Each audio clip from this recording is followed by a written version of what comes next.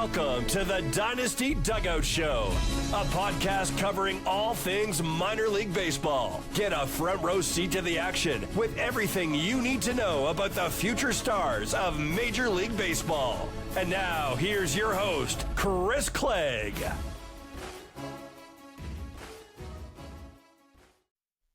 Hello and welcome to the Dynasty Dugout Show. It is Monday, March the 3rd. We've made it. March is here. Regular season baseball will be here this month before we know it. College baseball's in full swing. I spent this weekend at South Carolina and Clemson. I'm going to talk a little bit about that. And also some spring training notes of things that you need to know that are important. But first, this show is brought to you by Connect Roasters. It's Aidan Knaak's coffee company. It is an incredible blend of coffee. His Gold Glove blend is the finest. Get coffee made by Aidan Knaak. Use the code Dynasty Dugout at checkout, and you can buy one, get one 50% off on bags of whole bean or ground coffee, or you can use the link below in the description. Be sure to check that out. Get yourself a great cup of coffee from Aidan Knaak himself. Let's dive in. We're going to talk about the South Carolina Clemson series this weekend that I spent time at, lots of good draft prospects. And also, we're going to talk about some early spring training risers that are standing out. Not a lot matters in spring training, in my opinion, but there are things that we can look at and say, okay, this really does matter. So let's get into Clemson-South Carolina. Spent some time there this weekend. Saw a couple of games. I saw some really good talent.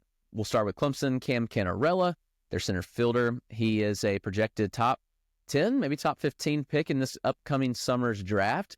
I've seen Cannarella a decent bit, dating back to his freshman year. And we're talking about a very athletic, a speedy center fielder that has improved with the bat year over year. Had a good year last year, injured his shoulder in the Super Regional. Actually, before the Super Regional, he played through it. But ultimately had the surgery after that Super Regional that Clemson lost last year. And Cannarella has come back strong. He looked good at the plate. He did drop a ball in center field on Saturday, like an easy kind of shot. Luckily, it didn't cost Clemson, but it was an interesting kind of play where he jumped. It was windy. The ball may have been moving a little bit more than I could see, at least. But, Cannarella at the plate, I thought he looked really good all series. Wrote about him. You can go read about on the site the full breakdown of everything as far as the series and how all the players looked. But with Cannarella, throughout the series, I thought he looked very good. He 2 hits on Friday night. He reached a third time via walk. Saturday, tie game in the 6th. No one had scored, and he smacked a double opposite field in the left center gap and ultimately scored a run. And then he had a great base running play. There was a swinging bunt. He was on second. He advances to third, and he made a heads-up play and went home on the throw to first. So very heads-up there. Sunday, 4 times he reached base with 2 singles and 2 walks. It's just a very smooth swing. Cannarella doesn't create a ton of bat speed. He's not going to be a huge power guy, but you hope that he can be like a 45 power grade long term. But it's a bat that is gap to gap. Like, he's going to hit the gaps well. I saw that on full display. He makes a ton of contact. He ran like a 92% end zone contact rate last year. So that shows you the kind of contact that he makes. And it's an average approach. Like, he's going to chase a little bit, but not to the point where it's going to hurt him. Like, when I look at Cannarella's profile, like, he's the type of center fielder that teams want. Up the middle player. He's got speed. He's got athleticism and a good hit tool. He's going to go really high. I think that a lot of teams are going to be happy with him. I think if the power comes back, like post-surgery, that may take a little bit longer. Shoulder surgeries can sometimes see the power be zapped a bit. He'll be fine.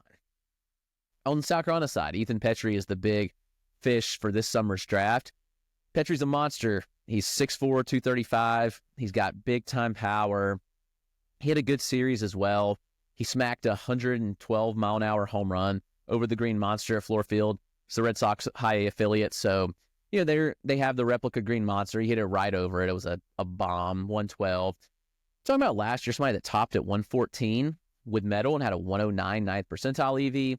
He went to the Cape Cod last summer, and he put up a 117.6 with wood. That's absurd power. I think we're looking at 70-grade raw power with Petry. The contact skills are interesting. They were not good last year, and that's the major question mark. Like, his freshman year, Petry looked like he may be a top 5 draft pick. Like, him and Jace Lavalette were kind of in a similar bucket, and Petry's contact took a big step back last year. in 2024. But he's made some subtle tweaks to his swing. It's busy mechanics in the box. Like, there's a lot going on. Toe tap, leg kick, a lot of hand movement. He has quieted down a little bit. I looked and compared some of my video from last year to this year, and I thought it was a little bit more toned down. Now, he has seen the contact rates improve. He's chasing a little less, and he's making more contact, which is good. So, like, I think those are positive things you look at and you say, all right, like, those are good takeaways. Can it stick in the SEC play? That'll be the question. We'll see. But he did have a good series. Ultimately, Friday night, he walked. He had a very deep fly out to the opposite field, and he was hit by pitch. Like, he almost left the yard Friday, which would have potentially been the deciding factor for the Gamecocks. But reached base 3 times Saturday, and he had 2 singles on Sunday. So, Petry's going to end up South Carolina's all-time home run leader when all's said and done, chasing down Justin Smoke, 62 career home runs. I think Petry will beat it pretty easily. He's well on his way. He's got 3 through 3 series so far. He will make it. The problem is he's first base only profile. Frankly, like, he's not all that great of a defensive first baseman. There was a play on Saturday where he was holding a runner on first, and it was basically a perfectly placed ball in the gap between first and second, but he didn't really make an effort at it. And it's like, okay, like, even though you're holding a runner here, like, you still got to make that play. So defense is a question. Contact is a question. Power, some of the best in the draft class. As far as other 2025 draftees go, not a lot, but 2026, I think there were some players to like. Jarren Purify for Clemson, their second baseman. Very athletic, good speed. He played inconsistently as a true freshman last year, but a moonshot home run on Friday. He banged a double off the wall on Saturday. He's got a very strong 5'10" frame. It's a good contact profile, bat to ball, athleticism, emerging power. Like, I think Purify could work his way into the top of 2026, like top 2 rounds maybe. And Aidan Knaak is another one for Clemson, their right-handed pitcher through Friday. It was not his best outing, threw 101 pitches in 4 2/3. He threw just 55% strikes, but he did strike out 9 batters. He did walk 4. Yep, 4. I had to check my notes. 4 walks and 3 earned runs. So it wasn't Knaak's best outing, but the stuff's there. It's a high-riding 4-seam, 93, 94, topped out 96. Spins it very well, like over 18 inches of IVB, 10 to 12 inches of horizontal on it. He'll throw a 2-seam. He'll throw a changeup that's very solid. He's got a really good mix. Slider. I like what he brings to the table. So ultimately, I really believe in a Knaak. I think he'll go high in next year's draft. I mean, it's a deep arsenal. It's a lively fastball. Like, teams really like that. And Jake McCoy for the Gamecocks, sophomore left-handed pitcher. He had several relief appearances last year as a freshman. He made 1 start, but he earned a starting spot with the team this fall and has been dominant. And that was one of the best pitching performances I've watched in a long time. True sophomore lefty. He struck out 12 batters across 6 innings. Very impressive. He has 29 strikeouts through 15 innings now this year. But to do that against Clemson, a College World Series lineup, I thought checked a lot of boxes for me. He set 92, 94 on the fastball, leaned heavily on it. He threw it 68% of the time by my marks as I was tracking pitches. 11 of his 22 swinging strikes. Yes, 22 swinging strikes on the day. 11 were on the fastball. I mean, it's really good traits on the fastball. Tough arm angle from the left side. He missed 8 bats with a slider and 3 with the changeup. Both those pitches work in the mid-80s with solid pitch characteristics as well. So the strike throwing and the pure stuff, very impressive. And while Jake McCoy might not be a name on your radar, he should be. I think he's really going to move up draft boards for 2026. Just a true sophomore this year, so somebody to watch out for. And a couple sleepers in this summer's draft, Nathan Hall of South Carolina. He's a 6'3" center fielder, good athlete, good bat to ball. He's hit a ball 113 this year, so some pretty high-end power. He was actually a former Clemson player, so they play in Clemson on Friday night. It's Hall's first game back, and he gets booed to no end. He was booed the entire series, him and Nolan Naraki, who the second baseman for the Gamecocks, who also transferred from Clemson, booed very heavily. But back at his old field, like, they booed him to no end. So Hall was in a tough spot already, and it didn't help that he struck out 3 times. Like, he got in his head early. But he's only struck out 9 times, I think, all year, and 3 of those came on Friday night. So the contact skills have been pretty good for Nathan Hall, and the rest of the series was really good. He was impressive on Saturday. He had a double to lead off the game. He had another single, and he had a couple hard hit balls to center that were just right at Cannarella in center field. And ultimately, he had a solid game on Sunday as well. So he had 2 hits on Sunday. Hall was somebody to watch. I mean, he's hitting .405 so far. As I mentioned, he only has 7 strikeouts. I misspoke on 9. 7 strikeouts, 3 were in Friday night's action. So, pretty good other than that. 113-mile-an-hour home run already this year. It's an interesting profile. Also, Luke Gaffney, he could be a sneaky one for Clemson, and he's been really good. 6'2", 215, first baseman, good feel for contact and power. He reached base 7 times in the 3-game series. He's a redshirt sophomore, so he is draft eligible this summer, and I wouldn't be shocked if Luke Gaffney works his way up board. So those are kind of some of the standouts of the South Carolina Clemson series. Take a quick break, and we'll hop into some spring training thoughts. All right, we are back from the break and talk a couple of spring training actionable notes.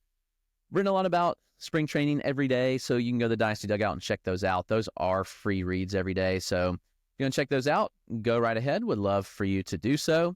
But what is actionable? On my last episode, I kind of talked about, what matters, what doesn't in spring training, and there's a variety of things that do and don't matter. So here were some things over the weekend and some things in general that have stood out. Tirso Ornelas, he stands to break camp with the Padres and play a good bit in the outfield. I mean, they signed Jason Hayward, they signed Connor Joe, but Ornelas could make an impact. Now, he made waves because he hit a ball 114.2. He hit a ball 114 last year. It was newfound power during last season. So Ornelas had like a 104.5 90th and a 114 max. I mean, Sebastian Walcott hit 115. Everybody went crazy because no 18-year-old should do that. He won 116.5 last year. So, I mean, it's big power. We know that with Walcott. He's still 18 years old. There's a couple pitchers I do want to talk about that's actionable. Casey Mize is one where Mize is really interesting. I'm going to put some of the data up here. If you're looking on YouTube channel, you can see the charts that I'm putting up. But, when we look at Casey Mize, he all of a sudden looks like he might be potential breakout. And I say that kind of lightly. Mize is, first overall pick. He's not lived up to that by any means. But all of a sudden, he's kind of looking the part. And I'm really intrigued by what he's doing and bringing to the table. First, the fastball. There's a major change on his fastball right now where he has added pretty significant IVB. He's yet to allow a run. I know it's spring training. That doesn't matter, but he had 3 scoreless in his last start on Saturday. But, look at the breakdown of, what he did, and we're seeing 3 inches of new IVB on his fastball. That's pretty significant. The velo is up. Shorter stint, so I don't want to put a lot of stock in it, but he's sitting 96 in February still. That matters. 19 inches of vert on the fastball, that's huge. So naturally like to see that. He's throwing the splitter harder, which is notable. The splitter's sitting 90 miles an hour. Looks better than ever. Naturally, it has a little more carry to it, and it has a little more horizontal. I like to see that.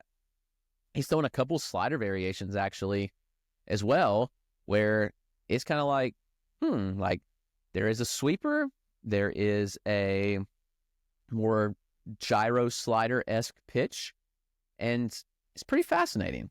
Yeah, I look at the knuckle curve that he throws paired with those pitches, and I think there's some things to like with Casey Mize. It's some change in the profile. Maybe it really pays off. We've kind of been waiting. He's got the pedigree. Man, I'm taking my chances. I just drafted him in the Tout Wars Draft and Hold League at pick 400. I'll take my shot there on Casey Mize, for sure. This next guy, I'm actually very sad that I missed out on, and that's Ryan Weathers of the Marlins. I think Weathers just might be in full breakout.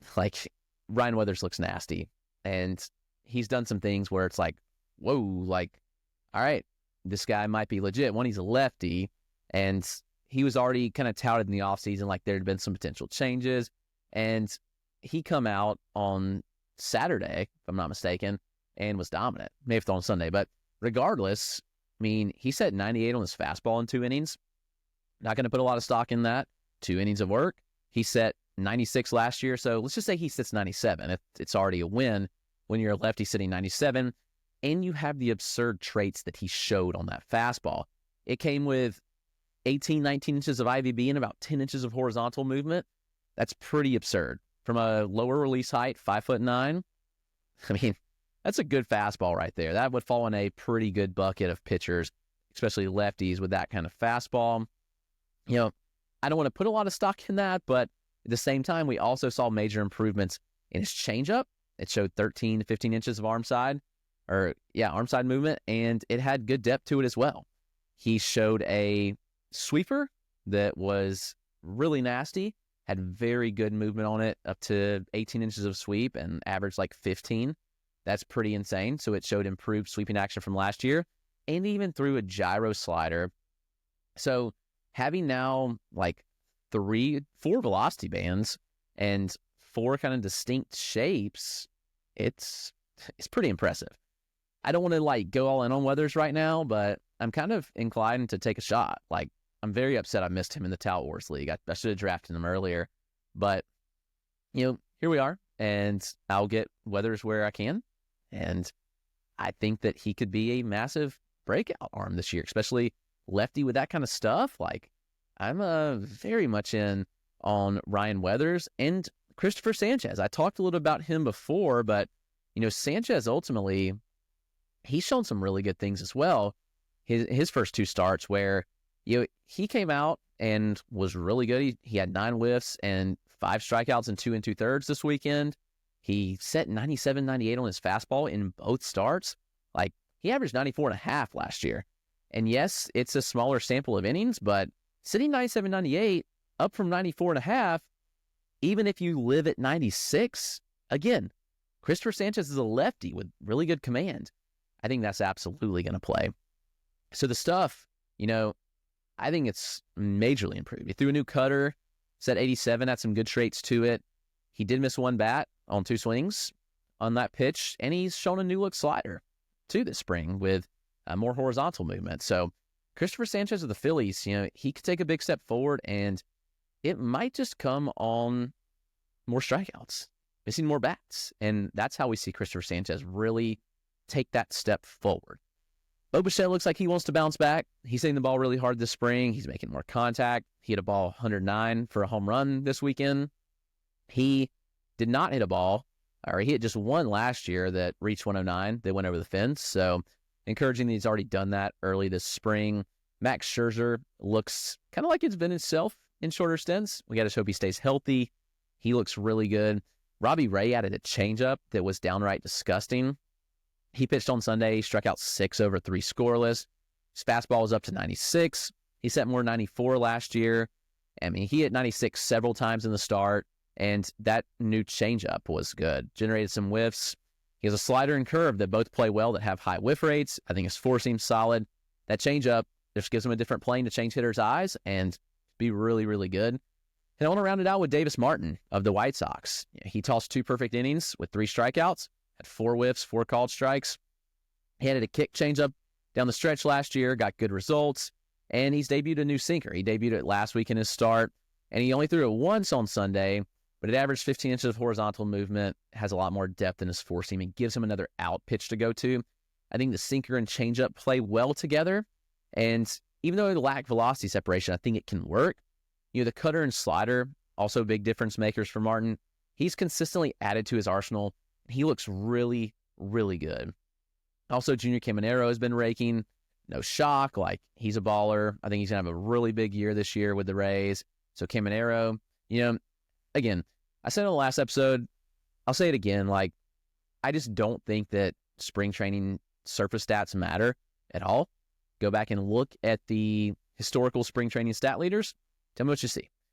I mean, it's just a lot of inconsistency. You don't really trust fully the data.